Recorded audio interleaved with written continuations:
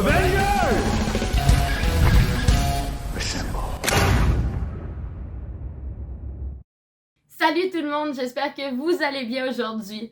Aujourd'hui, chez On jase Marvel, ou plutôt On jase Mythologie, je vais vous parler du fameux Namor, ainsi que de la fameuse petite, comment on pourrait dire, rumeur confirmée dans laquelle, quelle ville précisément Namor vivrait avec ses concitoyens.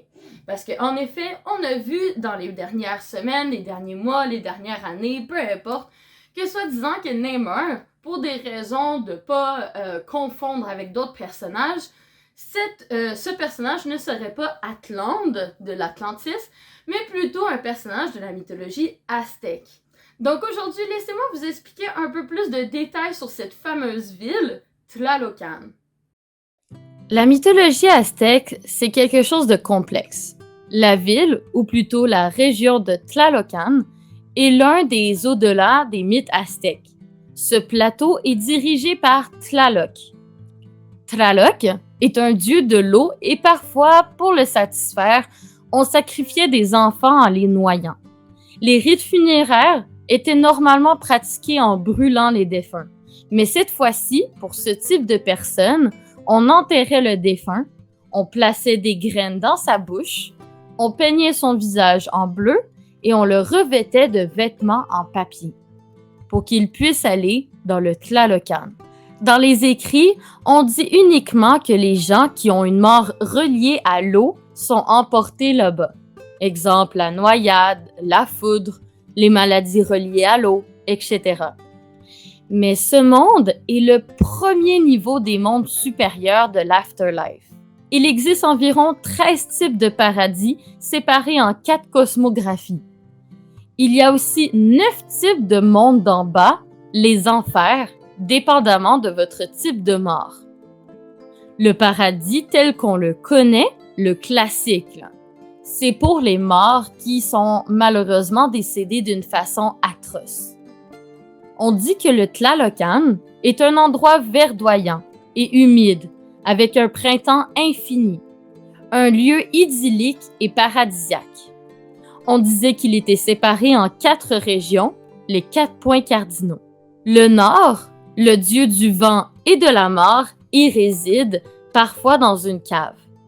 Il s'occupe des âmes jusqu'à leur première année de mort totale. Alors là, l'âme est transférée dans une autre région.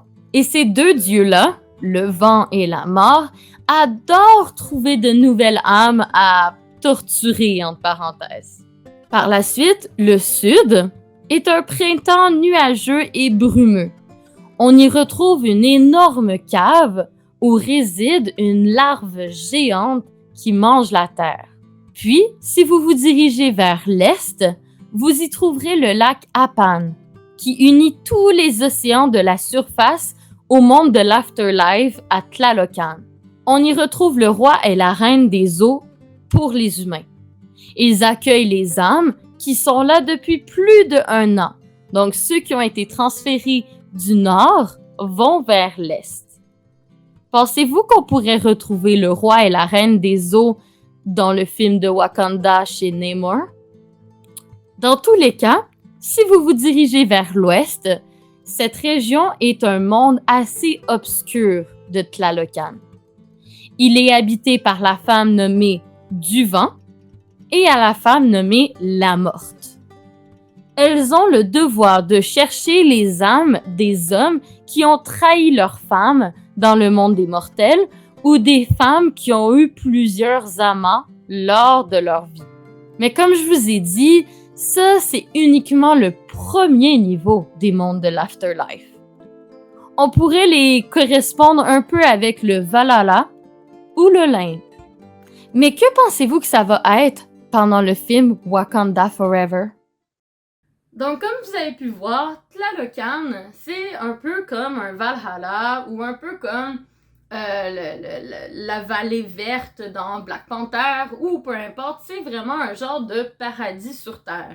Mais l'affaire qu'il faut savoir, c'est que certaines personnes étaient un peu frustrées de voir que Namor n'était pas Atlante. Mais déjà, premièrement, C'est un peu normal que Marvel veut essayer de différencier son personnage de celui de DC, Aquaman, ou même encore là, d'autres personnages de d'autres séries ou de d'autres émissions. Mais ce qu'il faut savoir, c'est que ce n'est pas tant loin que ça non plus, dans le sens où beaucoup de récits et beaucoup de légendes stipuleraient que peut-être le monde d'Atlantis serait inspiré ou serait la même chose que les villes mésopotamiennes, qui, eux, les villes mésopotamiennes, ont en fait créé, ben pas créé, mais je veux dire, c'est eux qui croyaient en la mythologie aztèque. Donc, plusieurs personnes pensent que potentiellement Atlantis serait une ville de la mythologie mésopotamienne, donc la mythologie aztèque. Mais les récits concernant l'Atlantis et les récits concernant Tlalocan sont quand même assez différents, ce qui fait en sorte que maintenant, de nos jours, on différencie vraiment les deux villes dans deux régions différentes et dans deux cultures différentes. Mais à la base, la Mésopotamie parlait d'une ville et d'une région qui ressemblait fortement à ce qu'on avait vu pour Atlantis.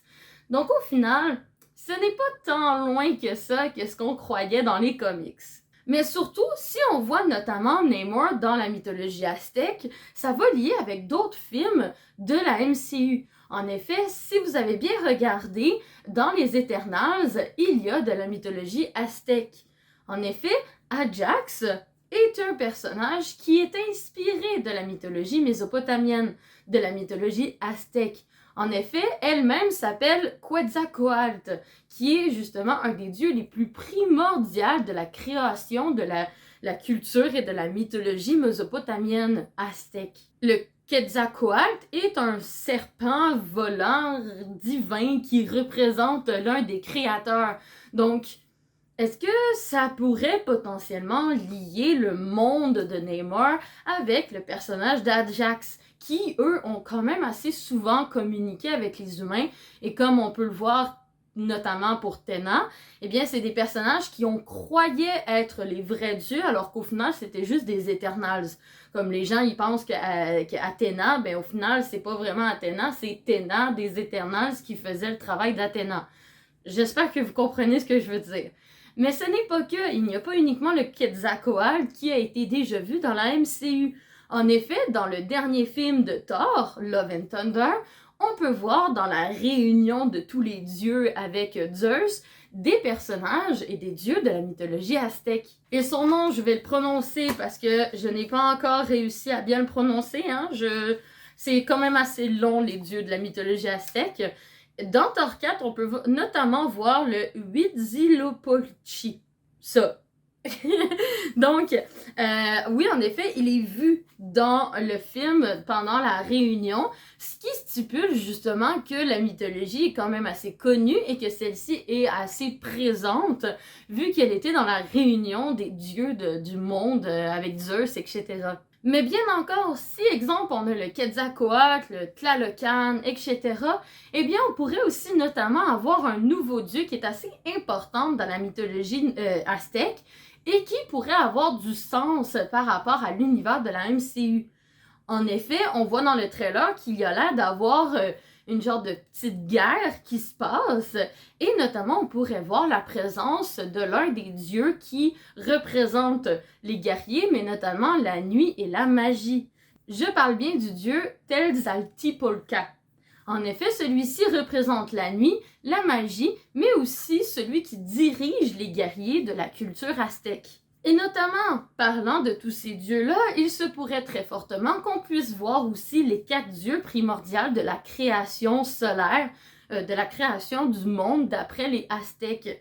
Donc cette vidéo-là sur la création de ce monde-là, eh bien je le ferai un peu plus tard. Concentrons-nous sur le Tlalocan. L'autre chose que je tenais absolument à parler dans cette vidéo, c'est le fameux jaguar ou la panthère qu'on voit dans Black Panther, que beaucoup de personnes comme moi représentent en tant que la déesse Bast ou le dieu Bast, parce que celui-ci, c'est lui qui donne le pouvoir de Black Panther.